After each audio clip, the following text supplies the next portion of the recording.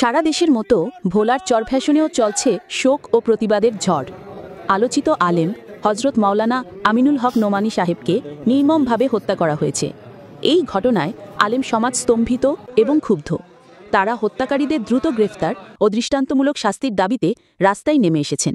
তাদের দাবি একটাই, এই হত্যাকাণ্ডের সুষ্ঠু বিচার নিশ্চিত করতে হবে। প্রথমেই হুজুরে আপনার সহ অবস্থায় দেখছি, আমি গেছি প্রথমে নামাজ পড়ছি, এসে নামাজ শেষ করে আমরা উপরে গেছি ছাত্রদেরকে নিয়ে। তো হুজুরে এই ফাঁকি বাসায় আসছে, ভিতরে নামাজ শেষ করছে, শেষ করার পর বাসায় আসছে। আসার পরে আপনার 10 মিনিটের ভিতরেই পাশের বাসায় একটা ছেলে আছে আয়ান নামের, ওই ছেলেটা যায় আমার বলতেছে, হাফেজ সাহেব হুজুর নোমানী হুজুরে জানি কেমন চিক্কর বাক্কর দিতেছে, কি জানি হয়েছে হুজুরে শুধু চিকরাইতেছে।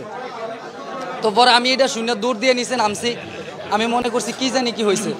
পরে দৌড়ে আসছি, আসার পর দেখতেছি হুজুরের যেই গেট, বাসার গেটের দরজা আটকানো, লোহার দরজা সেটা আটকানো। তারপর ওইখান দিয়ে ঢুকতে পারি না, তো সাইড দিয়ে আবার টিনের একটা দেওয়াল আছে, তো টিনটারে ফাঁক করছি, ফাঁক করে ওইটার ভিতরে ঢুকছি। ঢোকার পর এখন শুধু মানে গরু যেভাবে আওয়াজ করে এভাবে আওয়াজ শুনতেছি। পরে আপনার বাহির থেকে দরজা আটকানো ছিল, আমি দরজা খুলছি, খোলার পর দেখতেছি হুজুরে শুধু গড় গড় করতেছে আর খালি চট বাড়াইতেছে, মানে আর লড়তে পারে না। ঠ্যাংগুলা যে লড়াইব এরকম কোনো অপশন নাই।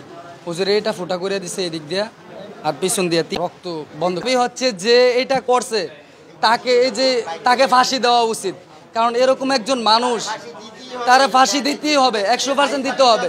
আলেম সমাজের প্রতিনিধিরা বলেছেন, যদি দ্রুত সময়ের মধ্যে অপরাধীদের আইনের আওতায় আনা না হয় তাহলে তারা আরও কঠোর আন্দোলন কর্মসূচিতে যাবেন।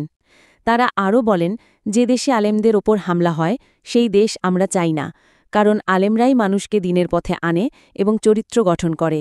তাদের বক্তব্য থেকে স্পষ্ট, এই ঘটনাটি শুধু একটি হত্যাকাণ্ড নয়, বরং আলেম সমাজের প্রতি একটি আঘাত। তার পরিবারের লোকজন আজকে বাসায় ছিলেন না, ওনার শ্বশুরালয়ে বেড়াতে গিয়েছেন।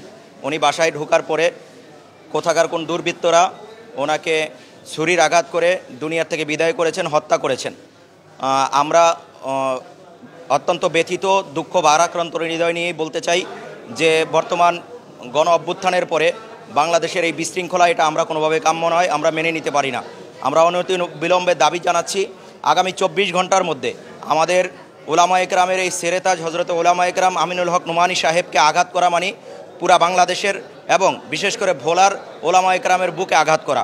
আমরা দাবি জানাতে চাই, আগামী 24 ঘন্টার মধ্যে দ্রুত সময়ের মধ্যে যারা দুষ্কৃতিকারী আছে তাদেরকে অবশ্যই আইনের আওতায় আনতে হবে, তাদেরকে গ্রেফতার করতে হবে, দৃষ্টান্তমূলক শাস্তির ব্যবস্থা করতে হবে।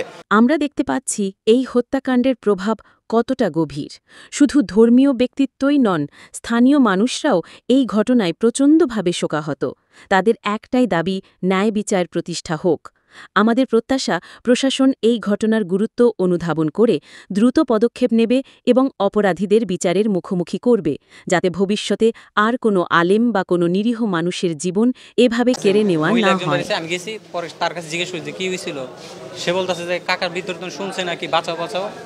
পরে সে ডাক দিছে জোরে, পরে হাফেজ সাহেব আইছে, হাফেজ সাহেবের ঘরের টিন এরিয়া দিয়ে ঢুকছে, আরেকজন হুজুর ঢুকছে।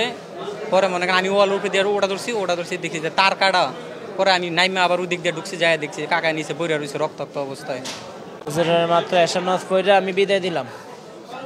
এশার নামাজ পড়ে হুজুরের পিছনে সামনে নামাজ পড়ছে, আমি পিছনে নামাজ পড়ছি।